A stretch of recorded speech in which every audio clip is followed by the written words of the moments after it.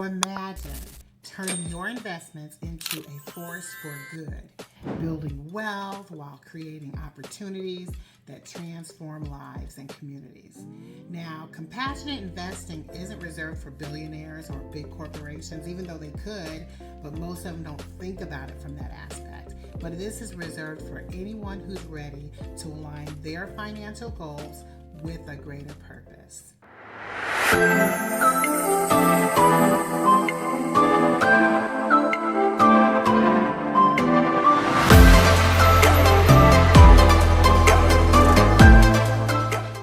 Welcome to Live for Free, where we transform lives. And this is the third part of our four-part series on the power of compassionate investing. So today we're going to break down the step-by-step process to help you start investing with a purpose. Are you ready to change lives while growing your wealth? Well, let's dive in. So the first point that I want to bring to you is you must identify opportunities for impact.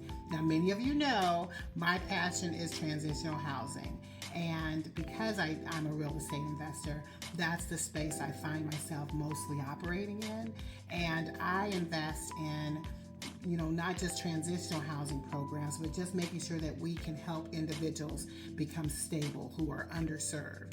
And you want to make sure as you're identifying specific initiatives to work with, because you might want to create your own transitional housing program, or you might want to partner with someone who has one, because you can still participate. You don't have to be like carrying the big lift, but through creating partnerships, you can also get into that housing initiative and focus in that area. You can create partnerships with agencies who are aligned with your mission. Like if you want to work with individuals who have HIV, or if you want to work with people who are in recovery, you can work with agencies who do that very thing and start building from there.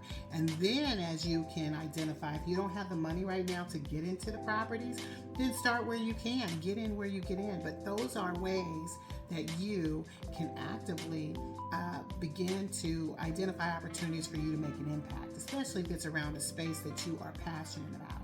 Some other examples, you might want to work with women who are dealing with domestic violence. You might want to work with supportive housing for veterans, or working with housing for seniors. All of those things are great initiatives that you can jump in, whether it's with your own property or working in partnership with someone else. But if you are going to do your own property, you can still partner with agencies. That's the best way that I like to do it, because it makes sure that you have partners working with you as you're doing that housing initiative. Now, you can also, maybe you want to take some of your money, if you actually have cash that you're sitting on, maybe not a whole lot of cash to actually do a house or something like that, but you have enough money where you can loan out. You could create micro loans to small businesses in struggling neighborhoods. That is a way in which you can give back and create something from that space. I have not necessarily worked in that space where I have given loans to businesses in struggling neighborhoods, but I've given loans from a compassionate standpoint. You just have to think about what that specific thing you want to focus on, and you focus on that thing.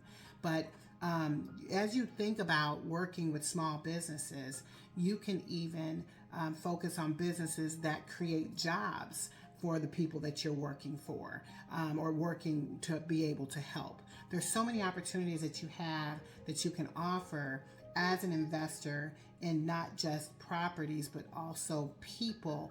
That is a way that you can do that as well.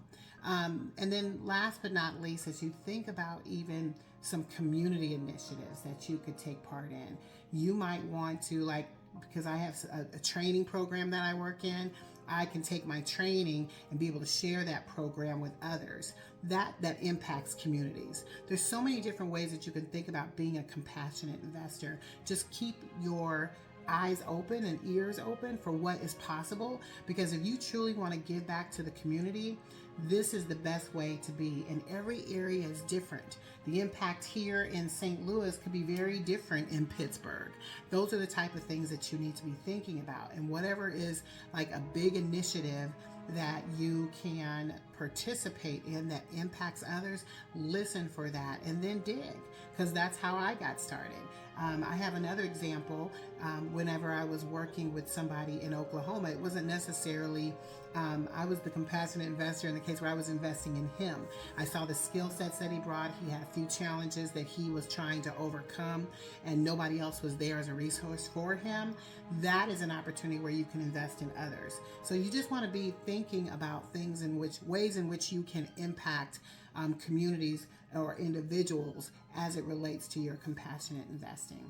I will say, as you look at that though, and this is where our second point comes in, you want to make sure that as you are looking at opportunities to make an impact, you need to make sure that you are balancing profitability and purpose, because it does matter. At the end of the day, because you're a business owner too, and as a business owner, you still want to look at what your return is going to be on the investment that you're going to make, as well as not just the return, but how it may impact that person. So when you go into trying to balance that profitability and that purpose, the first thing you need to do is to set some clear goals, because without goals, you're just randomly just shooting in the air. I always plan, because if you don't plan, you're planning to fail, because something is going to happen. So I always make sure I'm putting a plan in place, defining clearly what my goals are, and then making sure that I reach that particular goal.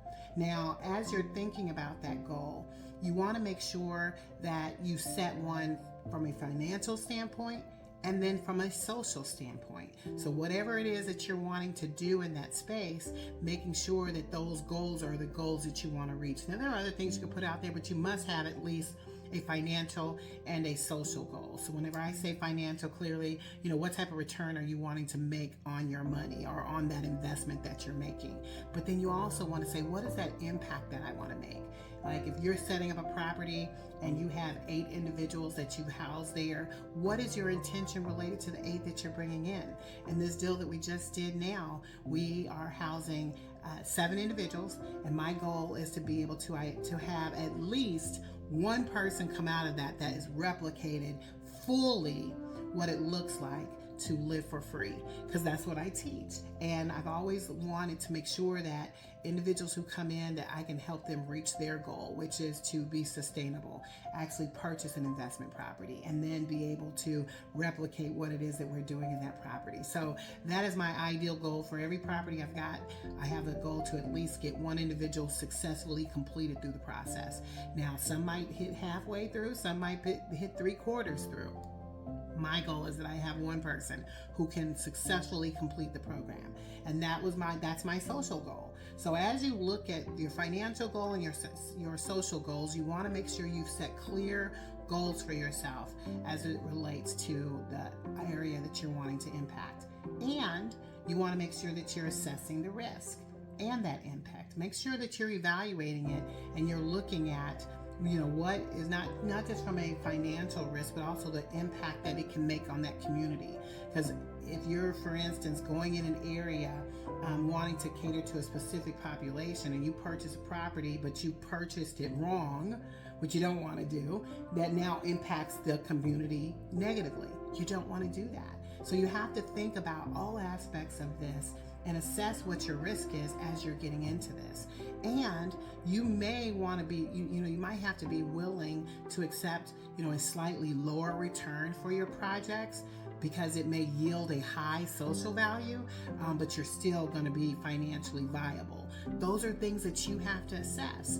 Now, depending on where you are in your level of being a compassionate investor, I have the luxury to be able to be okay with a lower return. Why? Because I'm looking at that higher return more so than I am the higher return from a social aspect than I am from a financial. But I still want to make sure that I'm not bleeding out, or that I'm because I'm not a charity. I have to make sure that I'm at least financially viable on some level, where I'm going to get a bigger return though on the social aspect. Those are things you have to be able to assess and think about.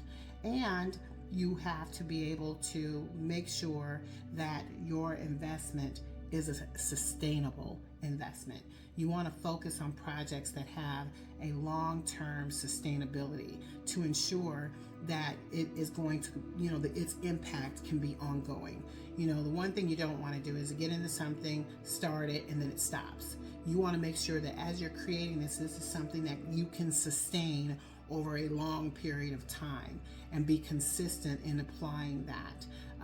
As I think about when you're creating affordable housing, as I always talk about, and the opportunities that it provides for individuals for that housing, that model right there is sustainable over time, because you're never going to run out of a need for affordable housing. I'm sorry, we are in an epidemic right now where we do and are lacking affordable housing options.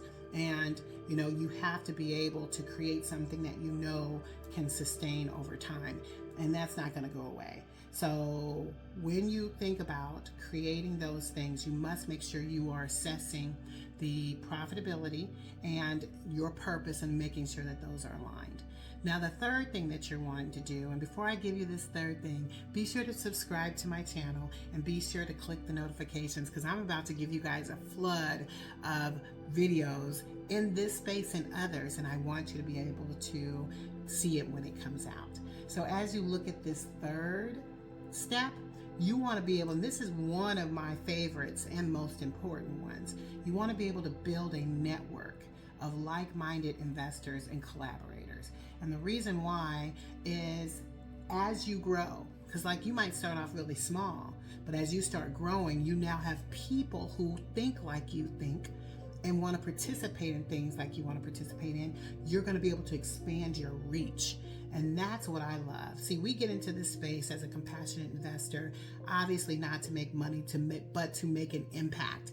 And what better way to make an impact is than by doing it with other people who are like you. I get excited when I run into other people who are on this mission for ending homelessness, or in this space for how can we build this project. Because as you get that, more opportunities will open up to you, and you'll start developing more acumen in this space and recognition in this space as somebody who can deliver. So when you're meeting with other investors who are like you and want to create projects like this, you guys can, the possibilities are endless to what you can create. You could take over blocks. You could take over large portions of neighborhoods and really make a difference in your community when you are with other people who think like you, who act like you, and they want to move like you. And that's where you start. And I love being able to join and be a part of other investor networks, but those who are truly wanting to make a social impact. Those are the ones I gravitate to. When I first got into the space, I was connected with just random REIs. They call them real estate investor groups. And they're nice. REIs. I just said REIs. I think real estate investors. It's been so long since I've been to one. But they all talk the same thing. And over a while, I'm like, I don't care about flipping so much. I don't care about wholesaling. I don't care about, that. I care about people who think about how can we impact the community. And you're also now an investor like that. Those are the people I gravitate to. So joining those investor networks, you can find them in your community if you just simply do a search around maybe your continuum of care. The COC has landlord networks that connect if you're looking at housing. You also have opportunities to see what other agencies are doing as it relates to projects that they're working on. You want to be connected like that in those investor networks. And then you want to be able to collaborate with the experts.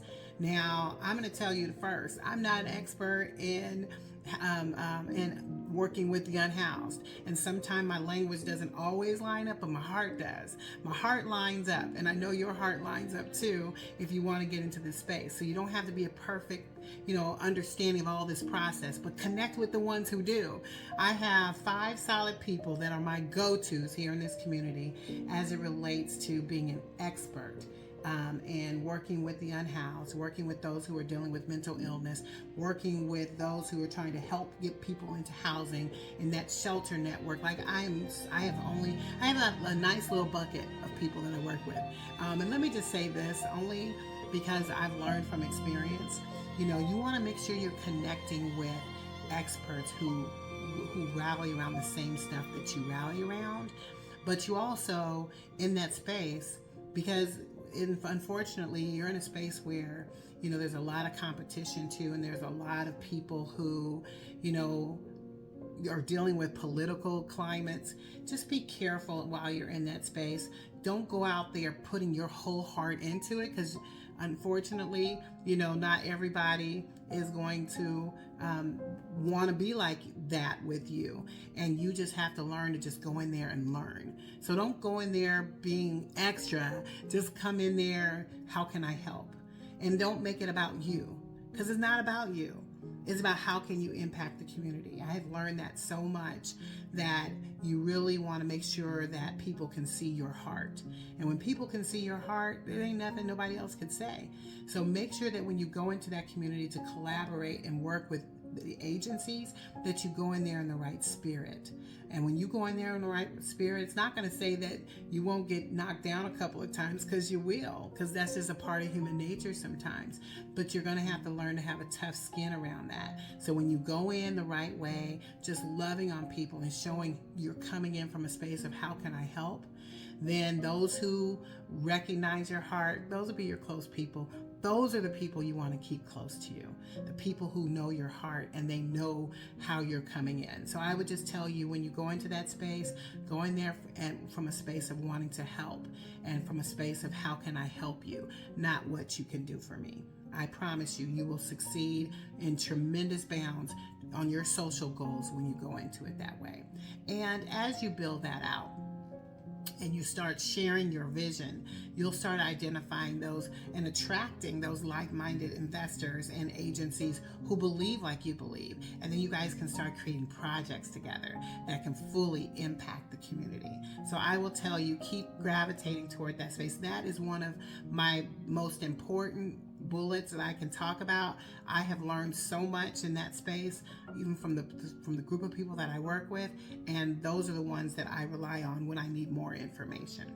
Now, another strategy, another step that you want to make sure that you're doing is you want to make sure that you're creating a strategy to measure both financial and social returns. So whatever it is that you're building, because you have to think, what you're building over here, you want to have a documentation of how that return is coming forward for you, right? So you want to make sure you are fully defining the metrics for success and what does it look like. So if this is your return on your investment, how did you get there? Make sure that's documented well. As far as how cash flow is coming in, all of those financial metrics that you want to have, you want to have that. But you also need those social metrics. How is it that you know that this person completed this process? Document. And I document everything I have a system that I use that documents everything that I do, and I love it. And why do I have that in place? Because when I need it, I can tap on it. And if someone says, hey, Tony, well, show me, how have you guys done? Oh, well, we did this. You can be able to say what you've been able to accomplish with people. As you document that process and you track your progress, you'll see, even though sometimes it doesn't look like you are doing so well, you're like, man, I don't have, you can start looking back and saying, wait a minute, but I got this, and I got that, and I have this. You could show what it is that you're doing that's tracking your progress. And then this is the best part, because why you do this is so that you can learn how to adapt. You can learn how to adapt what it is and then scale. So because some of you might get into this space and say, I want to be able to create a program that will help educate individuals who are coming out of incarceration. So once you have that documented, you have it in place, and you have people working with that, now you have something that you can market and then share with other people and scale and do larger things with larger people. And those relationships that you created, you spent time building, guess who's going to be the first ones to grab that? The people who know and love you. So that's why I say, make sure whatever you're doing, that you're creating a strategy for being able to measure your returns as well as your success, so that you can then take that model and then take it to the people who love and know you. Now you can fully make an impact. So you're doing it more than just the space you're working in, but you're now sharing it with agencies that you then can share on a state level. So that's how I'm always thinking, is how can I create something that is scalable? Because this space here that you're working in, and you know there's such a need for it, you are going to be dynamite when you go from state to state sharing this information, if you create something that is so significant that can impact communities on a positive level, that's what we're talking about building. Now, I don't want to scare some of you away thinking, oh, I wasn't thinking about that, I just wanted a house. That's okay too. It doesn't matter as long as you're making a difference, but you're thinking through the process. You might go through this and say, you know what? I don't see myself going here. I'm okay with this right here. And that's okay too. So just know you don't have to be that dynamo that creates this massive program that's scaled across the country, let alone across the globe. So, which is okay, but just know you're thinking through it and knowing then where your limitations are or where you see your stopping place at being. So this last point I want to bring out is probably one of the most important pieces that I've shared with you today, and that is your mindset. You must have a mindset and shift related to investing that is creating within you a way in which not only are you impacting the livelihood of what you're building for yourself, because it is an investment that you do want to see a return on, but when you can think about you're investing from a purpose-driven place, from a compassionate place, that then can like take you to a whole nother level, that requires changing your mindset. Changing your mindset on how you even see money, your mindset on how you see your purpose. Because at the end of the day, as you always hear me say, money is wonderful because it allows for me to be able to navigate and do the things that I need to do to help people. But trust and believe, the thing that I care about most is what God called me in this world to do. And my purpose and my passion and my assignment is dictated through what I do. So everything that I invest in, I make sure it's aligned up with what God has called me into this world to do. If it isn't in that space, I sort of try to push it out. And my mindset is focused on my assignment. My mindset is focused on what is it that God called me to do. Now, I'm not saying that God has not given you multiple ways in which you can make an impact, but you have to know when it's time to do what. And your mindset has to be right in order to do that. Perfect example. And as you know, because I'm the compassionate investor, but I invest in a lot of different things. I'm in a lot of different spots that I'm working in. Many of you know I do residential care facilities. I do transitional housing facilities. I've ran a facility in Oklahoma. I have run a learning center in Champaign, Illinois. Like I do a lot of things. But within that space, I make sure that my mindset is how does it line up with where God has me? Because if it doesn't line up, guess what? It falls off. And so that's what I've had to actively do is things that really don't line up with where God has me, they've fallen off. And that's okay. It's perfect for somebody else to do, just ain't perfect for me to do. But you have to make sure that you're prepared and be ready to make that shift because that mindset shift is everything. You want to be able to shift your mindset to that space so that you can understand what it is that you're building. And you're not just building for money. Even though it's wonderful to have, you're building for the kingdom. You're building for your purpose. And that's what your purpose should, your assignment should line up with kingdom building. So you must stay committed as you're in this space. And as you identify more with what your assignment is, the more that journey will be clearer for you so that you can see these are the things I need to be focused on. These are the things I'm going to do. And this is how I'm going to move forward in that space. So I hope you enjoyed these steps on how to be a compassionate investor because this is the type of stuff that will help you determine if this is a space for you.